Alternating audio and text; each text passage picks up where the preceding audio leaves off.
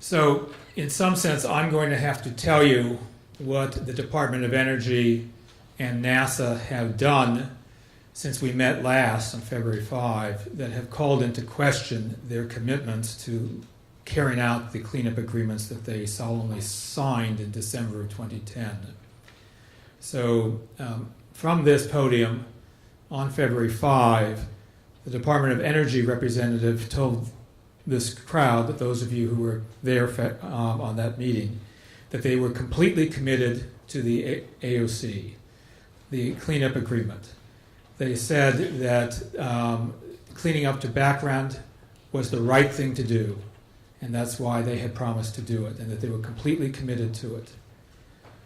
The following day, Department of Energy published in the Federal Register a notice of scoping for its environmental impact statement, in which it identified cleanup consistent with the agreement as only one of 4 alternatives they would look at, the other 3 violating the agreement they had signed. And they expressly identified 2 additional alternatives that they were going to address. One is to leave all of the contamination at Santa Susana, 100% of it.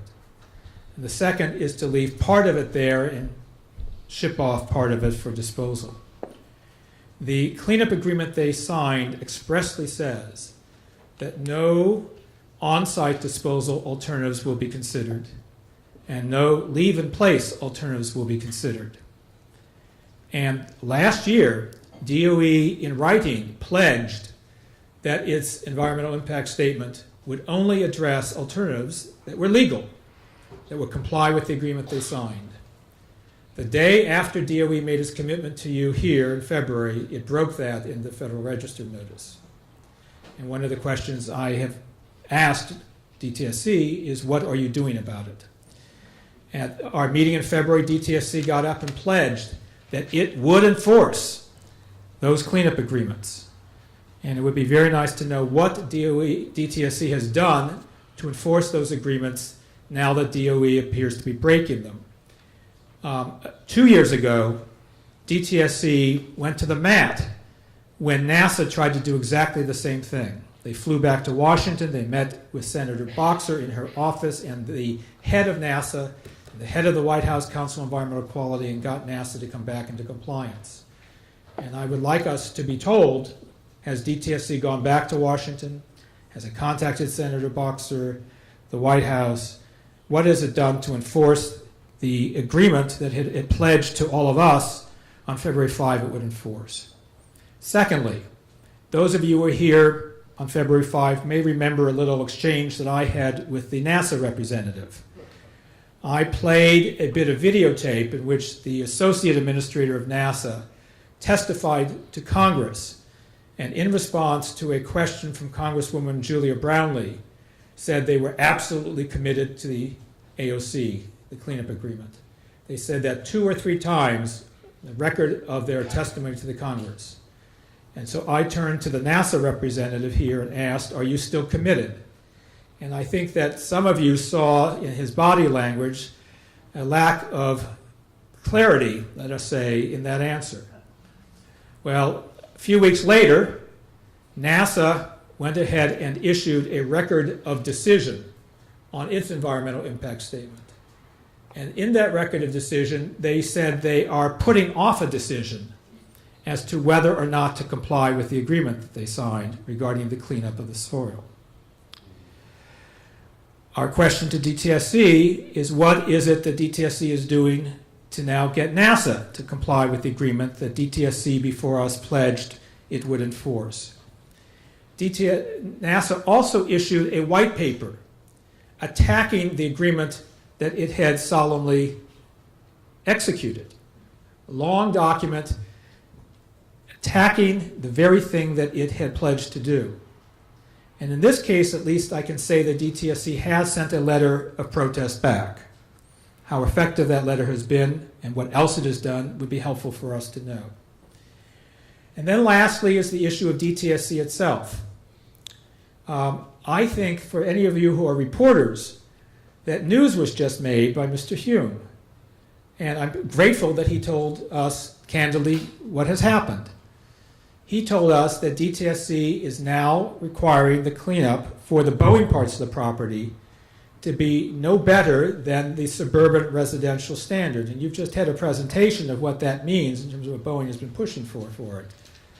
I want to remind you, and I showed you this in February, that in 2010, in writing, DTSC said that by law, and not the law that Boeing has challenged about Santa Susana, but by the long-standing laws it's supposed to employ for all cleanup sites, it is required to clean up to the most protective standard, the agricultural standard, because the facility is zoned ag and is in a general plan area that allows agriculture. And by the way, do any of you remember the cow photograph that I showed last time?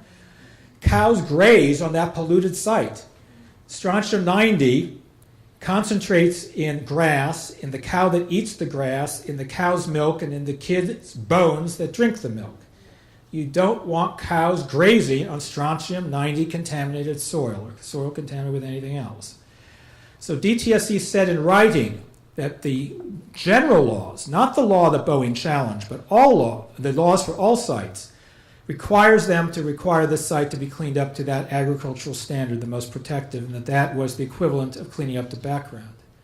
But Mr. Hume has correctly told you that DTSC has now reversed the commitment it made in 2010 and is now ignoring that written statement and allowing Boeing to clean up to a much lesser standard. And you've seen some of the implications of that by the charts that my students put forward to you. So one personal note, and then let's have some questions. I've been working to try to help this community for 35 years.